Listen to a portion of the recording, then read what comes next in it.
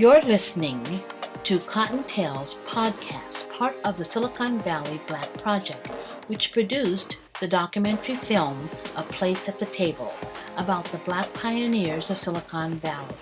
A Place at the Table can be viewed for rent on Vimeo.com on demand /A Place at the Table STEM. Through Cottontail's podcast, the Silicon Valley Black Project will continue to recognize the contributions made by African Americans. We will be featuring African American professionals, technologists in the fields of engineering, administration, and entrepreneurial pursuits from the past and present. Today, we're talking to John Spears. He has been called a jack of all trades, master of none. Growing up in the San Francisco Bay Area during the days of hippies and rampant drug use, John was faced with some difficult life choices along the way. You said your father passed away when you were 15, and that sent you into a spiral, and not a good one.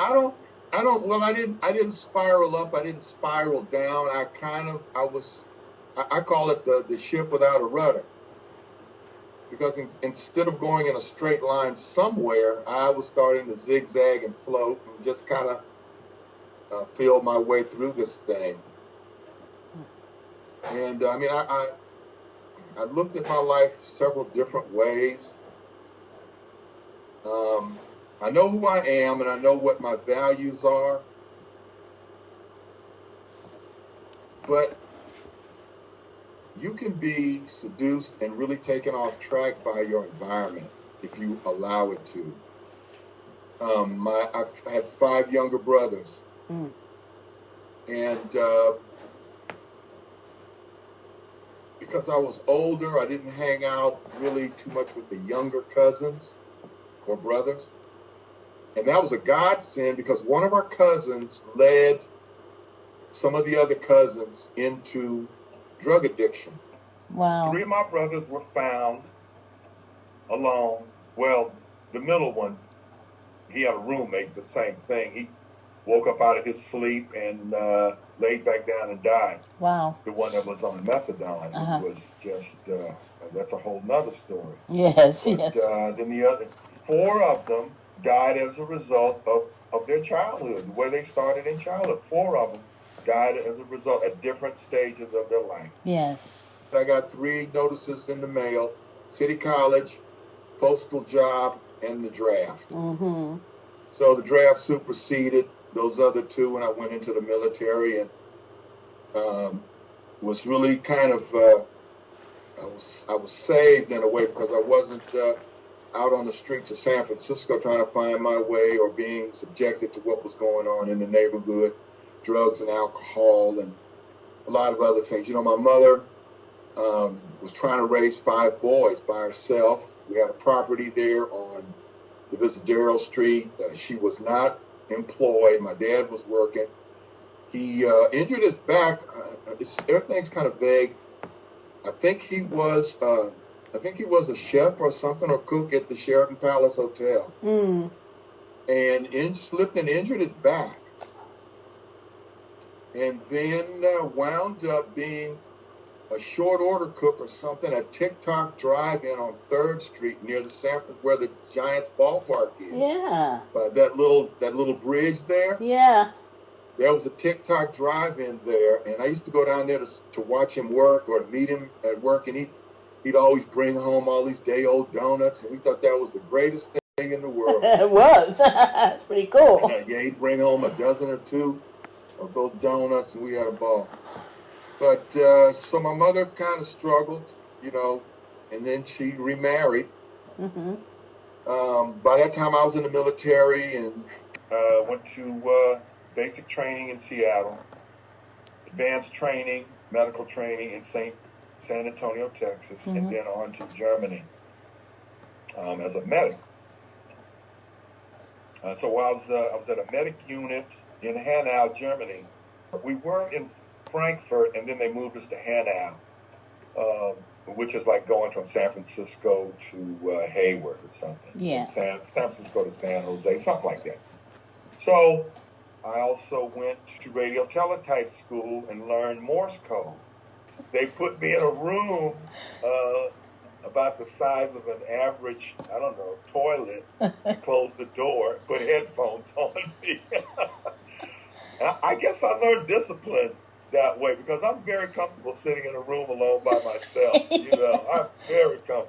So that elevated me from ambulance driver, the back of the line, to the very front of the line.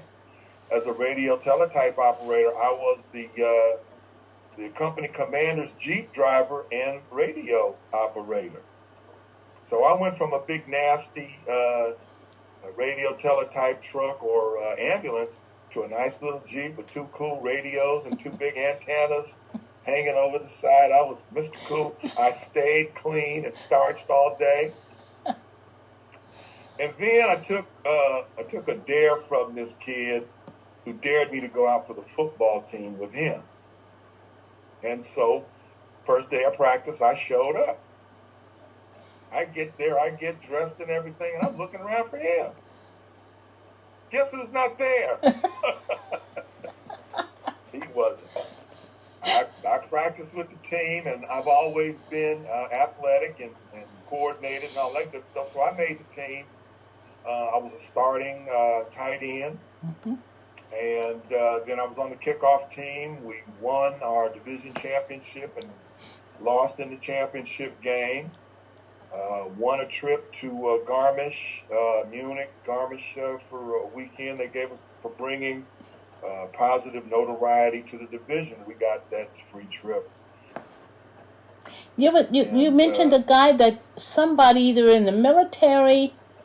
Yeah. That changed your life. I met this guy, Ben Holder, from Cleveland, Ohio. And Ben was very suave, sophisticated, very intelligent. The German women loved him. And I said, that's the guy. That's my man right there. I want to be Ben Holder. But I was a high school dropout. So the first thing I did is I went and got my GED while in the military. I used Ben as a role model because I really didn't have any others. Came out and really never set foot back in San Francisco. I came back. Okay. Got out, got into San Francisco State, went out for the freshman football team. I went out there, was about 5 or 6 guys at wide receiver, trying out. And I just kept going to practice. I didn't do anything any better than anybody else, but I just kept going back to practice. Next thing I know, there's only 3 of us there. So I guess you made the team. And then, again, my lack of the information and just awareness, I realized, I said, John, if you get hurt out here, how's that going to be paid for, son? And these white boys, a lot of them, they came from good schools, had parents, and had gone through Little League, Pop Warner football. And not me. I came from Golden Gate Park, pickup. Pickup games.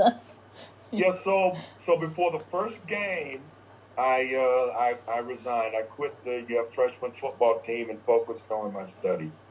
I lived in my mother's apartment for just a short time, and then I started hanging out with Stephanie. A lot of my clothes were in San Francisco with my brother, but I was in Berkeley with her, with college people and, doing college stuff. I was not a Fillmore Street or Divisadero Street kid anymore. Mm-hmm. So we went on, we got married, and I got a job. I got out of San Francisco State. I got a job at KSOL down in San Mateo. And what was your major at San Francisco State, though? What did you get a degree in? I got a degree in radio and TV production, minored in journalism. So that led you to the radio stations then? I was the most sought-after director in my class. So this one kid, he sought me out to do a production that he had written. He was a writer. Mm-hmm. Another kid was a producer who actually worked for ABC Sports, but he was getting his degree there. And they came to me with this project to direct. So I directed it. It was a 30-minute soap opera kind of thing, I think it was. And so This kid that wrote that, his name is Peter Casey. Mm. Peter Casey went on to write and produce for the Jeffersons, Cheers, Wings, and other TV, multi-millionaire. You didn't think about calling Peter Casey and reminding him of who his first producer was? He knew who I was. Peter and I stayed friends for a long time. I went to see him in L.A. as a struggling student. Peter went to I think a Rose Bowl with us. We took him through Stephanie.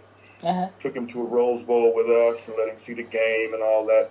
We were like family. I knew his mom well and visited with them in Marin County, Sonoma, where his mom lived. So when we graduated, I wanted to be a director, but I didn't want to go to Fresno or whatever and leave Stephanie or drag her with me, trying to work my way up. So my counselor said, John, you'd be a great salesman. I'm going to hook you up with this guy at KPIX in sales to learn the sales game. Terrible choice. I'd go to KPIX to meet the guy. Sometimes he'd be there, sometimes he wouldn't. When he was there, I didn't learn anything from him. He showed me nothing. It was nice to get inside the studio to see the place, but I learned absolutely nothing from that experience. Mm. So when I got out, somehow I did an interview or something at KSOL Radio. They were just kind of getting started. They hired me. And they hired a guy from San Jose. I had half the sales accounts, and he had the other half. I had accounts like Bill Graham, Presents, and all these others. You couldn't hear the radio station outside 2 blocks of where we were broadcasting. So I got a call from KCBS FM. Whoa, downtown San Francisco, 32nd floor. And so, of course, I left. The white general manager called me back and said, John, come back. We're about to blow up. One of the biggest mistakes of my life. Really? Had I stayed at KSOL, you would not be talking to me right now. They moved their tower to Twin Peaks in San Francisco. And when they did that, you could hear that signal everywhere. All I would have been doing then is answering the phone, writing contracts. Little did you know. Little did I know. I wound up at KCBS FM, which was KSOL. People would say, oh, yeah, I know that station. That's the news station. I'd go, no, it's the music station. Oh, what kind of music do they play? I said, oh, it's kind of easy rock. They said, okay. And I'd say, here's the station here. They couldn't hear it. They couldn't hear it in certain parts of the Bay Area. So I left. I got a call from this lady, and I had met her just in the business, running around to radio stations and things. And she said, John, they're interviewing people at CBS Records. They're opening up a new department in sales. So go down there, give them a call, and get an interview. So I did. I went in my suit and tie. Yeah. Everybody else was in T-shirt and jeans. Because that was the attire of the music business for most of those guys, because they were working in warehouses with records. Right. I got the job. 2 reasons. I had a suit on, and I was already employed by a radio station. Yeah. That nobody could hear. Yes. Kathy, I lasted 1 year. It was a meteor that burned out in that year. I walk in the door, they hand me an American Express card. They give me my own office at Stewart and Mission Street. Wow. My own in the office, Kathy. What do I need a full bar? You'll see. Kathy, they gave me an American Express card. How many concert tickets do you need for Santana at the Oakland Coliseum? Oh, my. How about 25? 5, and I gave 5 out to the radio stations, and I sold the other 20 for profit. That's just for the Santana concert. How many albums do you need to promote the Santana's new album? How about 150? Okay. Kathy, 25 went to the radio stations. Where did the other 125 go? Don't know. Kathy, I had a brand new 320i BMW. It was, Kathy, it was ugly. Yes, ugly. Did they notice? Did they notice that you were getting a little out of hand? No, it was. They just come out of that payola phase where you were paying people straight up. Now you did favors, which was kind of the same thing, right? You know? So it was kind of the business, but you had to be slick about it or whatever. But I was there 30 days, and I'm at a convention in London. Who's the dinner entertainment? Oh, how about the Beach Boys? How about Santana? You know? Yeah. So it was just crazy on it. So during the day, I'd go to radio stations and take people like I visited the radio stations. It's only 4. Or I could go to Monterey and get a room at the Hyatt or whatever, stay at Monterey. Come on, you could do that in a day, go back to Oakland. Nah, I'm going to stay, spend the night. I got to go down to Monterey. That was as far, I think, south as I went. I didn't go very far north. There's no radio station. No. There's only 3 or 4, KSFX, KSOL, KCB. I even started doing KJazz. I broke some records at KJazz even. Remember KRE? No. KRE, what? KRE was over in Berkeley, off of Ashby. Okay. And then just around the corner was KDIA, also on the bay over there. Yeah, KRE was an FM station, and I'd go over there sometimes and hang out at night with the DJ.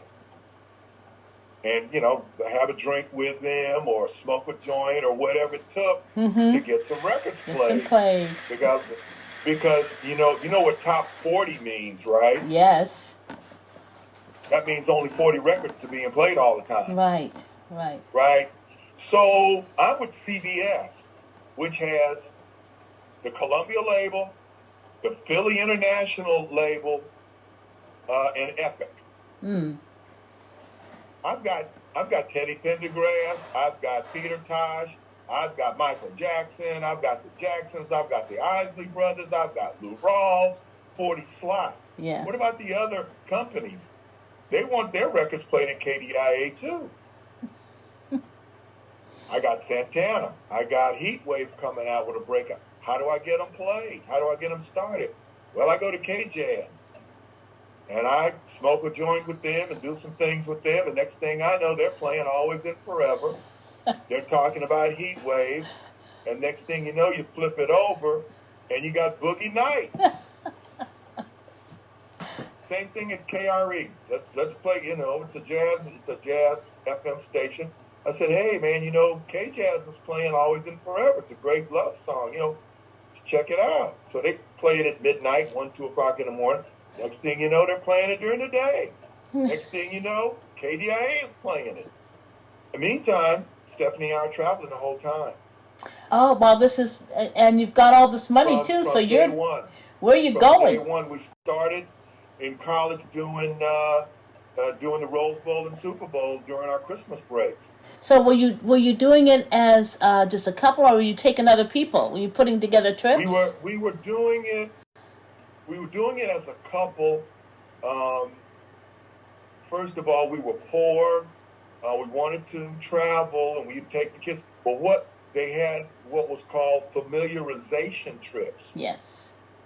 If the Hilton was opening a new hotel in Hawaii, they'd want the travel agents to come and check it out. Mm-hmm. So we'd only have to pay for airfare. Right. And we went to Jamaica a lot. Yeah. I stopped counting at 20 visits. Stephanie went at least 20 times. I think our first visit was 78. We took a group to Reggae Sunsplash. I still have the T-shirt. The T-shirt is about that big now. I can stretch it a little bit. Yeah. But it's the original T-shirt. Reggae Sunsplash, we did that. And so a lot of trips I would accompany her on, and then a few, was for her business, and I didn't. But we traveled together almost from day one. Mm. But in between there, you had worked as a doorman for Sheraton? I worked for Hyatt. I got a job leaving CBS Records. I went to City College and got a degree in culinary. Okay. I had this vision of, I just had my daughter. I said to myself, you know, the Bay Area is a tourist place. There's a bunch of hotels and restaurants in the Bay Area. You'll never be out of work. So I went to City College and got a degree. The way to get in the door is internship.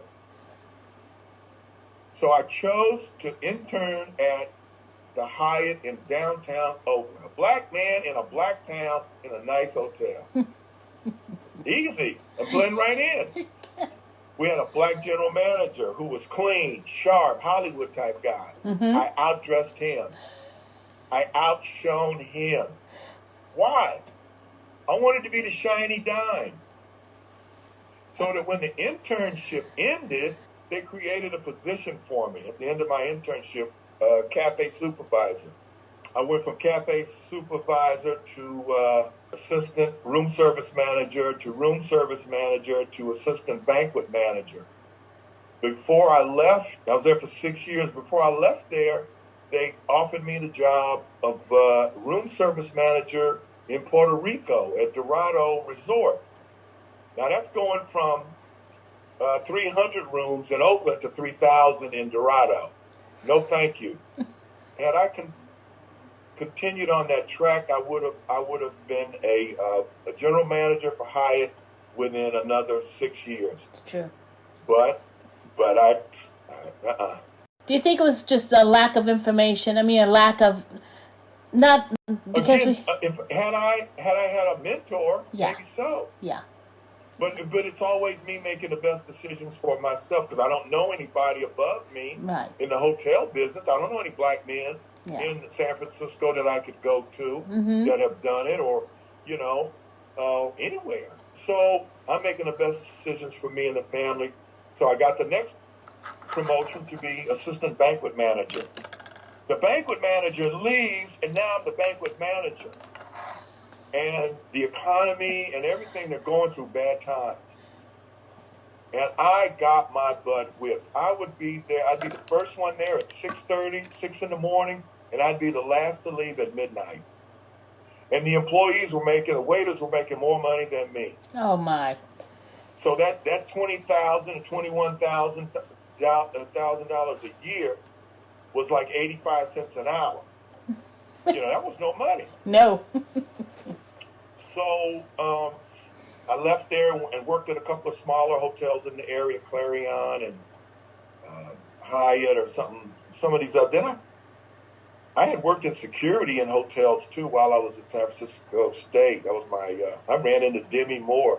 They were doing a movie in San Francisco. Demi Moore comes in one night drunk from partying at the hotel. They escort her to her room. I got a job as doorman at the Hyatt. My second stint at the Hyatt, I got a doorman job. Mm-hmm. Loved it, worked there for 6 years, and then I got a job listening to my cousin. Got a job, I had an opportunity to work for the city and county of San Francisco as a bus driver. The guy, he was a retired San Francisco policeman. He was working there in security, and he was a nice guy, and I used him for counsel, and he said, John, anytime you have a chance to go to work for the city and county of San Francisco, you do it. Yeah. Hyatt didn't have a real good retirement plan that I knew of, so I said, hey, I'm going to take a chance, driving a bus in San Francisco and work for city and county of San Francisco. So that's what I did. Had you ever driven anything that large before? Yeah. I had driven vehicles in the military. Did you have a license to drive that? Don't they have a special license for those? When you drive Muni, they train you. I see. It's all done in-house. I see. Okay. Yeah, for that, it's done in-house because you've got to learn to drive a bus that's on a wire, on a pole. Yes. It can only go so far. And it's all positioning and angles. Okay. you know. Yeah, but you got to have some awareness about other people driving. Especially in San Francisco. Yeah, especially that. I drove everything except cable cars because they're too prone to accidents. The electric trains, like the BART trains, and those cable cars are so accident prone because you cannot stop on a dime. That's what I would think, yeah. You just can't stop them. And people are so crazy, Kathy. They will sacrifice their new Mercedes. They're so enraged. A guy hit me with his car at Sutter and Kearney, trying to make a left turn on Sutter. Hit his Mercedes. He waved to me and said, "Don't worry about it. That's okay." And kept going. So it's in such a hurry to go somewhere. So, yeah, it was too nerve-wracking. So that's how I wound up at... How long did you work with him? 13 years. 13, okay. Yeah. Had an accident. Two guys said that I hit them on Ocean Avenue. People acted as though I'd actually run over two guys with an electric train on Ocean Avenue. Didn't see that in the newspaper, did you? No. Didn't see that story, did you? Because it didn't happen. But then here comes the spirituality. I didn't hit them. Never should have been fired, but, I was a guy that they were paying a lot of money, $30 an hour, and Muni was trying to get rid of all of the $30 an hour guys and start with these 12 to 18 an hour guys. Uh-huh. Stephanie is so beautiful. When I went and told her that I was fired, she was saddened, Kathy, for about 90 seconds. And then she says, "Oh, well, we'll work it out. We'll make it work." I never went back to work for anybody. I did more in retirement than I did working for anybody. I don't know how or what happened, but it just did. And it's been great since then. Stephanie retired. First thing we did is I took Stephanie to Fry's Electronics. And I said, "Pick out your computer. Find a nice computer that you want. This is your computer." You're going to hook her up. She got a computer. She came home. Of course, she's always done the family finances and all that. And next thing you know, she's booking people on tours. And we've got this group of people now. This guy came up to her, John Robinson came up to us, and he said, you got to follow him. John said, there are certain people who expect certain things, who have means, and they like what you're doing. They like your professionalism. And so basically he was saying, you're stuck with us. We've got 3 on the books right now that she's working on, in spite of the pandemic. Yeah. I got something from her about Fiji. Is that one of them? Got Fiji is up and running, been up and running. Europe, Italy, that's up and running. And Antarctica, believe it or not. I believe it.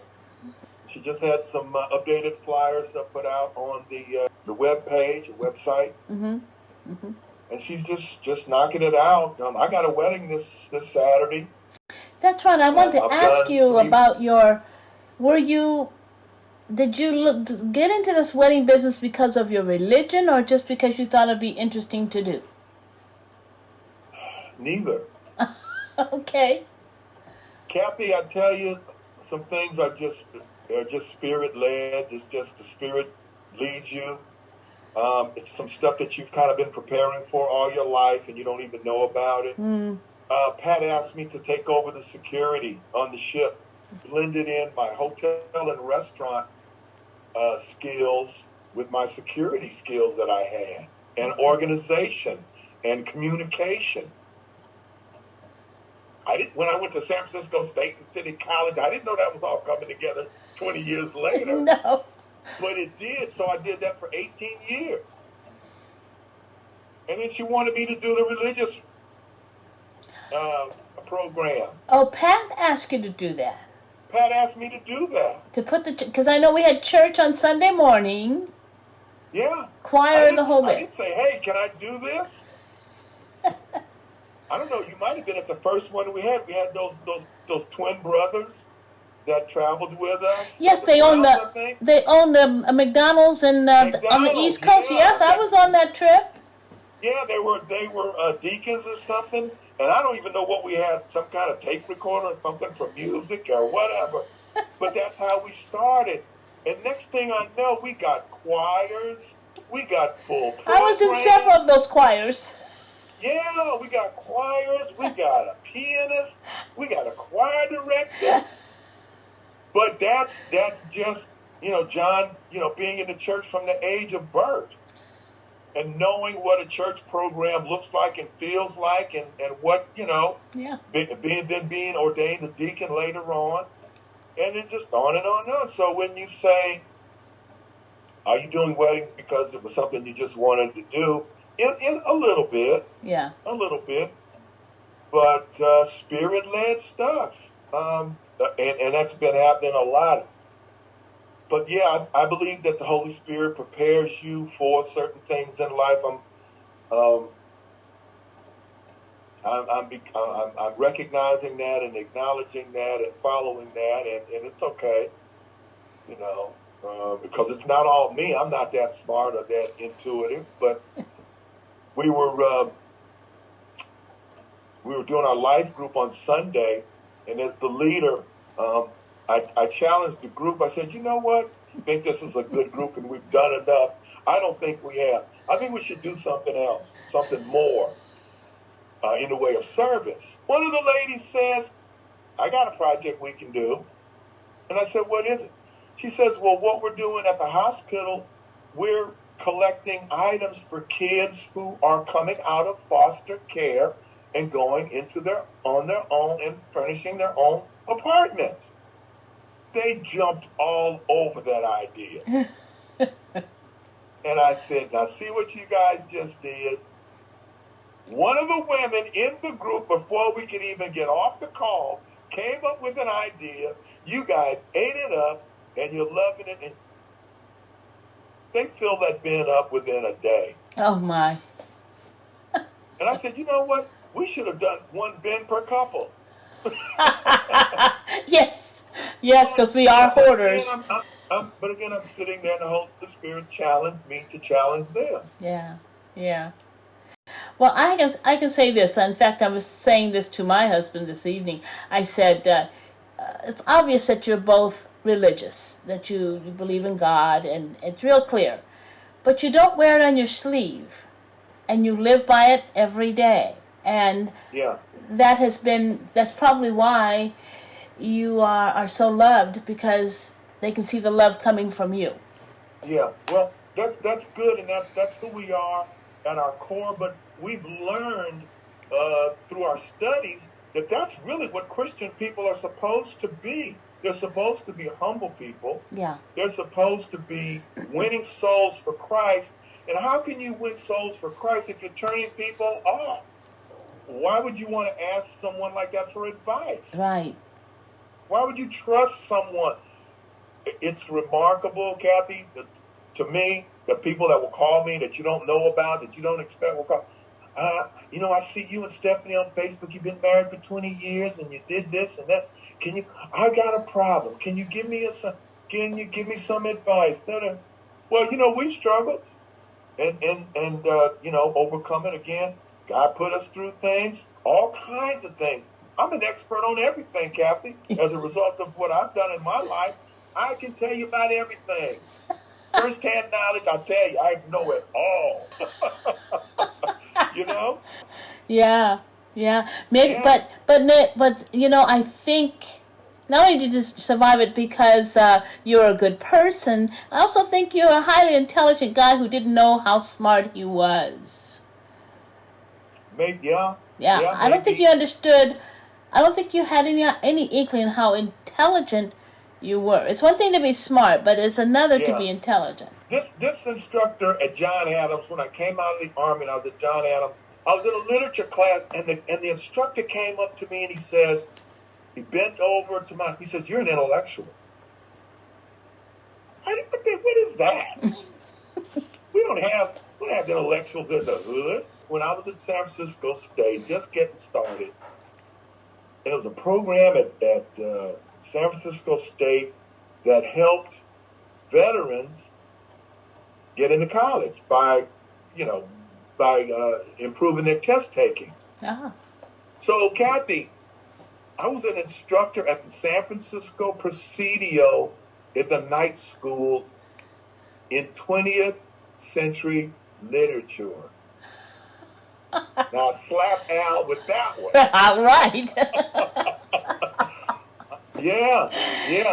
I'm teaching Faulkner and Hemingway. I love those guys. Yeah. I love the work.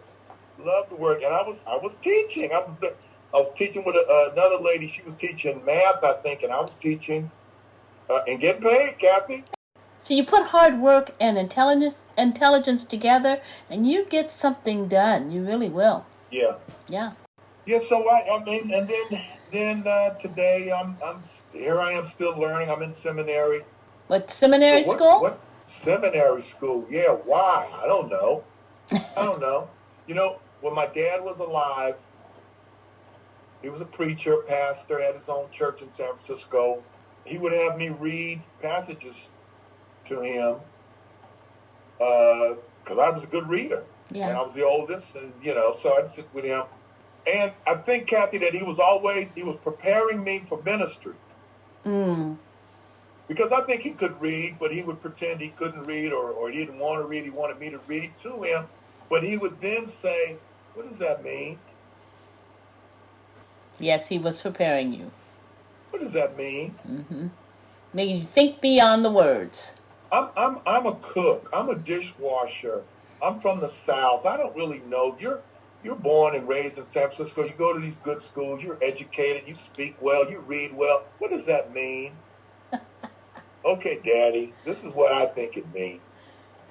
Yeah, and then he died at 50, leukemia. Oh. And I was cut loose, rudderless. But I kind of found my way back. Yeah. Because we still stayed in church because I love church. I love church, especially the black church with the music and the spirit and all. I love it. But I wasn't as committed. We continued to go because my mother was still going, and I'm always faithful and loving and everything to my mom until she died. So we supported her and her pastor husband, Reverend Leach. We love Reverend Leach. Yeah. Reverend Leach preached until he was 90-something, falling out of the pulpit. The seminary is just a curiosity. I don't know where it's going to lead, but I'm always in leadership. I've been leading this life group for 5 years. I was an ordained deacon. So it's kind of good to know what you're talking about. If you're talking about the Word of God and the Bible, it's kind of good to not just wing it or what you think. It's kind of good to know. Just a little bit. I understand you're the Uber driver for your neighborhood. Is that still a fact? People call me the Uber driver here because I was doing Uber. I took a guy on a medical appointment. My wife will pick me up. She'll leave work and pick me up. And I said, well, for another $10 or $5 or $10, I'll take you back home. Come on, we're retired and nobody's going anywhere. He says, let me ask her. And he said, that sounds, so he says, yeah, you can do that. I take him to the hospital. I take him to his appointment. He gets back in the car and he says, you know what? My blood pressure's been the lowest it's ever been. He says, it's probably because you drove me down here and not my wife.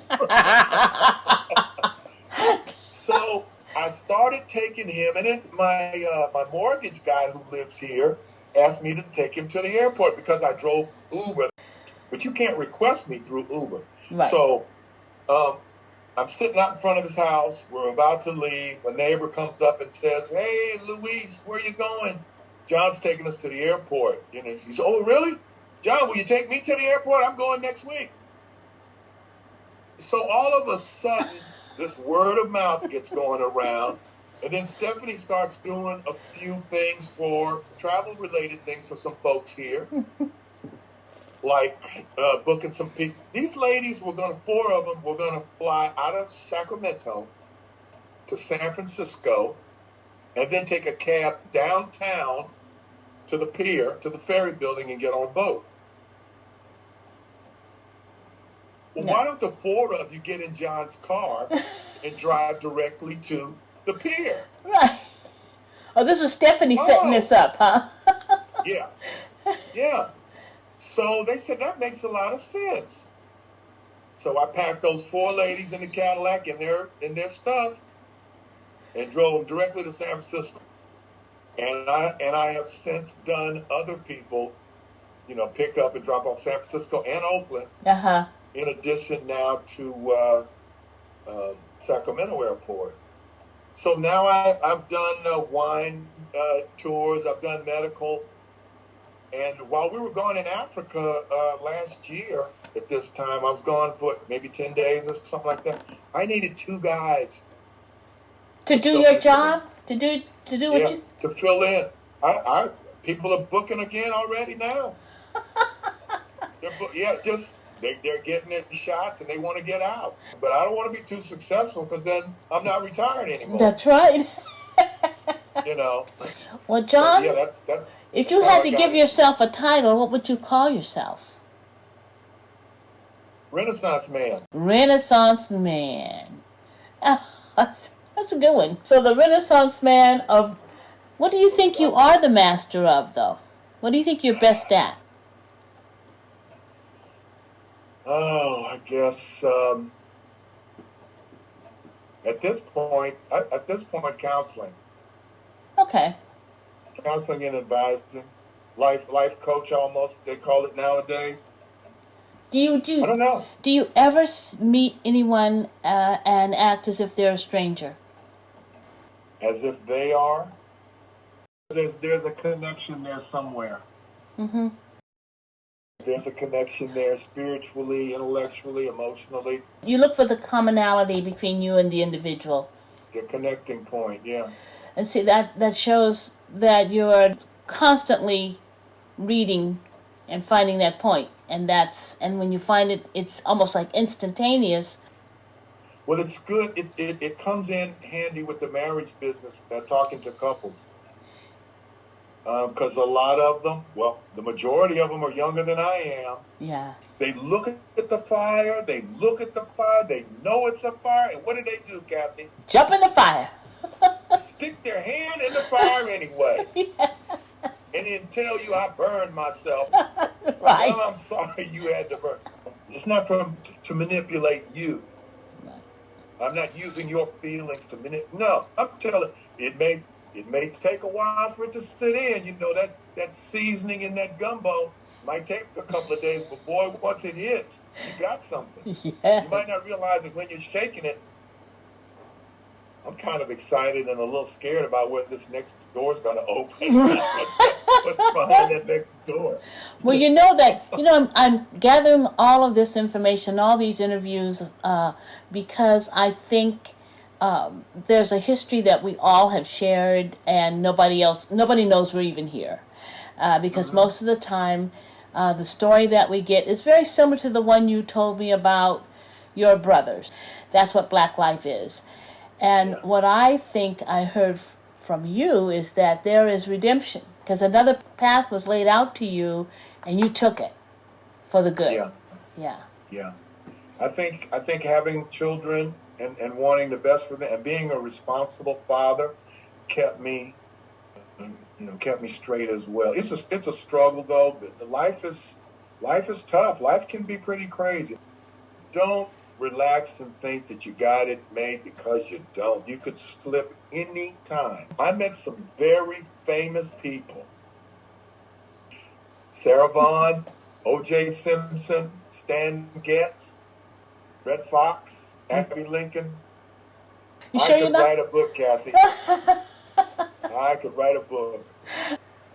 I got Mick Jagger in London. Yeah. CBS Records convention. I was complaining that how come, black music marketing, we're black music marketing. How come we're not doing anything? How come we don't have a party? All these other guys, okay, John, put a party together. Put Storeroom guys was there from San Francisco with me. We're in the ballroom. We're trying to set this stuff up. And I'm playing music. It's not CBS Records music. This guy, I'm in London, England, Kathy. Right. The door opens. This guy hears the music. He comes skipping up, down next to the wall. He skips in front of me and skips away and back out of the room. Now, you can tell Mick Jagger's profile anywhere. Yes. Mick Jagger came in, skipped through the room, and left. Teddy Pendergrass. He's in San Francisco with me. He's got a new album coming out.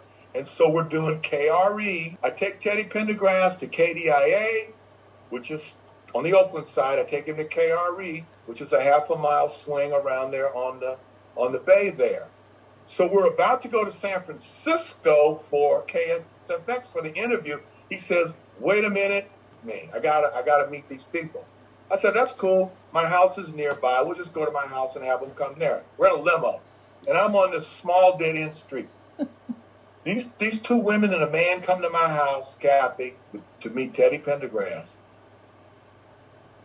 I have never seen so much cocaine in my life. Yeah. But those are Teddy's friends, and that's what Teddy wanted, and you keep your mouth shut, and that's it. I'm with Peter Tosh on Sutter and Kearney at I think KSFX was the station. Peter Tosh wants to smoke a joint right there on Kearney and Sutter, and he does. And he does? And he does. Yeah, who's to stop him? I'm Peter Tosh. Get in the car. Will you put that thing out? Get in the car. Get in the car. Yeah, it's crazy. So, like I said, I was like a meteor that burned out in 1 year. But because you're at the radio stations during the day trying to get records played, and then at night you're at concerts, either meeting the artist backstage or attending. Minnie Riperton, I met her at her.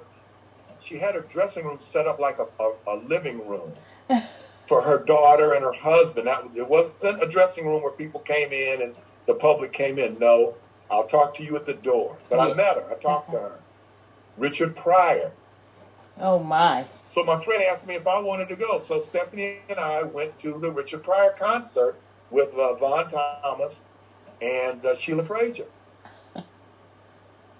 And then, so we went backstage to see Richard, and Richard loved Sheila Frazier. They were good friends. But Richard was such a nice guy. Really? Oh, he was nice. Oh, he was the sweetest guy. So we went. He said, "You guys want to come over to the room? Come on over to the room." Now, we know Richard's reputation. And Stephanie and I are pretty conservative, but, we can still handle ourselves. Yes. So we said, "Yeah, we'll go over there." So we get over there. We get in the elevator. We go up, the four of us up the elevator. Elevator opens, Vaughn gets out, Sheila gets out. We get out of the elevator, we go in and we go to his room, and we're sitting there, we're having drinks, and we're just having, just conversation. But, this is after the concert, so it's like 12, maybe 12:30, maybe 1 o'clock. I think about 1:30, 1:45, there's a knock on Richard's door, and those people show up. I don't know, 1 or 2 women and this one guy who looked like a bodybuilder. But he sounded like Minnie Riperton. And they went upstairs. There was a loft, an open area loft type format to the room. And so we could hear the voices upstairs. Yeah. I said, "Stephanie, it's time to go." Yeah. We said good night. Nice talking to you. Nice meeting you guys. But don't you find that some of those people are some of the loneliest people in the world? I understand. That gave me an understanding, Kathy. Seeing those people behind the scenes, up close and personal. I don't understand, or I do understand, why those marriages don't ever work out. Ball players, celebrities. Hey, no. Well, I have to thank you so much for supporting my little project here, and Jack of all trades, master of none. It popped in because I've been thinking the same thing hours ago. Jack And I of all couldn't come up trades. with it, and then you brought it up. That's why I was still stuck. But I Yeah. was thinking about it. Well, there you go. Well, I think it fits you. I think it fits you well. Don't Yeah. you? Yeah. Yeah. Because I'm not a master of anything. Thank you, John, for your candid sharing of your spirit-led life and aspirations. You went from hotel management, muni driver, doorman, art procurement, Uber driver, and excelled at everything you chose. Because of your willingness to learn, faith in yourself and God, you persevered. You call yourself the Renaissance Man. I believe that John Spears is an intellectual with style, an unconscious entrepreneur, a seeker of experiences beyond himself. Most importantly, to me, I call him and his wife Stephanie my friends. Thank you, John, and thank you for listening.